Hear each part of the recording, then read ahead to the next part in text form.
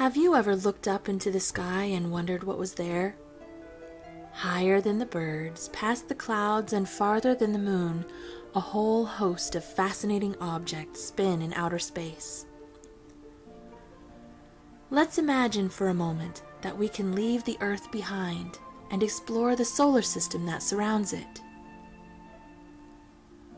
We call it the solar system because everything in it is centered around the sun, and solar means something to do with the sun.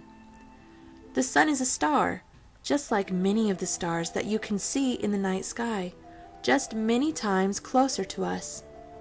Still, the sun is very, very far away from the Earth, almost 93 million miles away. That's why it looks so small, even though it's the biggest object in the solar system. In fact, the sun makes up more than 99% of the mass in the solar system. If you put all of the planets, moons, asteroids, comets, and everything else in the solar system together, they would make up less than 0.25% of it. The sun is so big that it's more than 100 times wider than the Earth, and if it were a giant jar, you could fit more than 1 million Earths into it. More than that, the sun is what holds the solar system together. Its massive gravity is what keeps the Earth and all the other planets circling around it instead of drifting off into space. The sun is also what allows us to live on Earth. Without the sun, there would be no heat. There would be no light. Plants could not grow. Water would freeze, and nothing could survive. The sun gives us heat and light because it is always burning. It is a giant ball of gas, mostly hydrogen and helium, and it burns at millions of degrees in its center. Let's leave the sun now to explore the planets. As we move away from the sun, the first planet we will encounter is Mercury. Mercury is the smallest planet in the solar system, much smaller than Earth, and one of only 5 planets you can see from Earth using nothing but your eyes. Of course, it won't look much like a planet. It looks more like a bright star, and many nights you can see it close to the horizon near sunrise and sunset. Mercury is a lot like our moon. It's small and has a rocky surface with craters on it. It has no moon of its own and no air to breathe. You probably wouldn't enjoy a visit to Mercury, since temperatures are boiling hot in the sun and freezing cold in the shade. Something interesting about Mercury is that it is the fastest planet to go around the sun. It only takes 88 days. Next is Venus, the second planet. Some people call Venus Earth's sister because the two planets are very close in size and gravity, but they are very different on the surface. First of all, it is very hot. Venus is the hottest planet in the solar system. It's not as close to the sun as Mercury, but its thick atmosphere of carbon dioxide helps it to trap the heat and stay warmer than its neighbor. It has a thick atmosphere, but it is not one you could breathe. It is mostly made of carbon dioxide, and there are clouds of sulfuric acid. Venus might not be fun to visit, but it is beautiful to look at. It is the second brightest object in the night sky. The only thing brighter is the moon. If you are looking at a sunrise or a sunset and suddenly notice what looks like a very bright star, you are probably looking at Venus. After Venus comes Earth, the third planet from the sun. Of course, you know all about Earth because that's the planet where we live.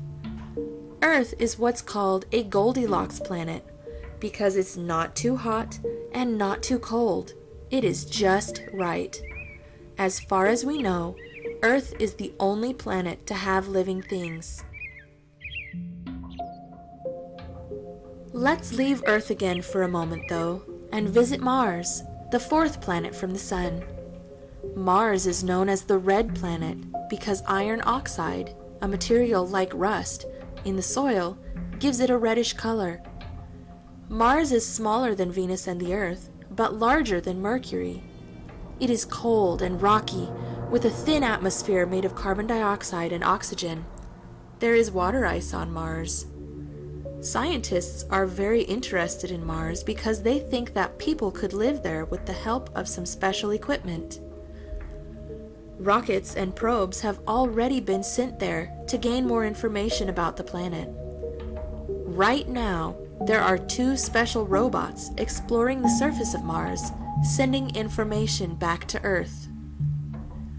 Mars is the first planet we've visited today besides Earth to have its own moons. It has 2, although they are not big and round like our moon.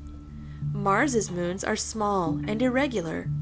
Scientists think they may be captured asteroids. Maybe they came from the big asteroid belt that is between Mars and Jupiter. An asteroid belt is a big ring of asteroids, or rocky objects, orbiting the Sun.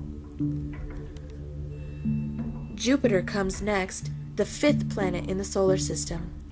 Jupiter is the largest planet and is something called a gas giant. It is called this because it is really big and made mostly of gases. Jupiter is so big that you would have to place 11 Earths end to end just to stretch across its middle. Jupiter is also the 3rd brightest object in the night sky. Only Venus and the Moon are brighter. You can usually find Jupiter higher in the sky than Venus, since Jupiter is away from the Sun and not towards it. Jupiter has at least 67 moons that circle around it, but 55 of them are very small, only about as big as a mountain or smaller. Some of its moons are very large, and at least 2 of them are about the same size as the planet Mercury. One of its moons is the largest moon in the solar system. Some of these large moons can be seen from Earth in your backyard with a telescope. People cannot land on Jupiter because it is made of gas. There is no ground to land on. Even if there was somewhere to land, Jupiter is covered by terrible storms, much stronger than even the strongest storms on Earth. One storm that we know about can be seen from Earth. We call it the Great Red Spot because that's what it looks like, and it has been going on for at least 200 years. After Jupiter comes Saturn, another gas giant. Saturn is famous for its beautiful rings. Although they look solid from a distance, the rings are actually made from many, many small ice particles, as well as rocks and dust. Saturn also has more than 60 moons orbiting around it, some as large as the planet Mercury, and many smaller. Something interesting about Saturn is that even though it is very large, it is not very dense. That means that if you could find a bathtub large enough to put Saturn in, it would float instead of sink. Saturn is the farthest planet that can be seen from Earth without the help of a telescope. After Saturn comes Uranus, the 7th planet from the Sun. Uranus is another gas giant, but it is much smaller than Saturn and Jupiter. Unlike any other planet in the solar system, it is tilted so much that it actually spins sideways. Uranus has rings around it, although they are much smaller than Saturn's, and 27 known moons. Uranus is covered in blue clouds made of methane, which give it its lovely color. Very similar to Uranus is Neptune, the 8th planet from the Sun. Neptune is another gas giant, and like Uranus, it has methane in its atmosphere, so it also looks blue. Neptune is a darker blue than Uranus, and scientists aren't sure why. Neptune has a few thin rings and 14 moons that we know about. Because Neptune is so far out in space, it takes it a very, very long time to go around the Sun. Remember Mercury, that only takes 88 days to go once around the Sun? Poor Neptune takes over 164 years to finish an orbit around the Sun. The last time that Neptune was in the same place it is now was before the American Civil War, before computers, phones, airplanes, or cars had been invented. Neptune has the longest orbit of any planet in the solar system. Now you may think that I've forgotten someone. Pluto.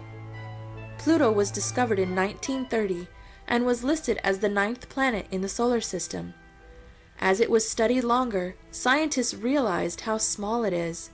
It is much smaller than any other planet in the solar system, and even smaller than many other moons. Plus, people started to discover other small, rocky planet-like objects in space near Pluto. Some of them were even bigger than Pluto. In 2006, after 76 years being listed as a planet, Pluto was declared a dwarf planet to show that it was something that was like a planet but much smaller. There are at least 6 dwarf planets in the solar system and possibly many, many more. That leaves us with 8 official planets in our solar system: Mercury, Venus, Earth, Mars, Jupiter, Saturn, Uranus, and Neptune. I hope you enjoyed exploring the solar system with me today. Goodbye till next time.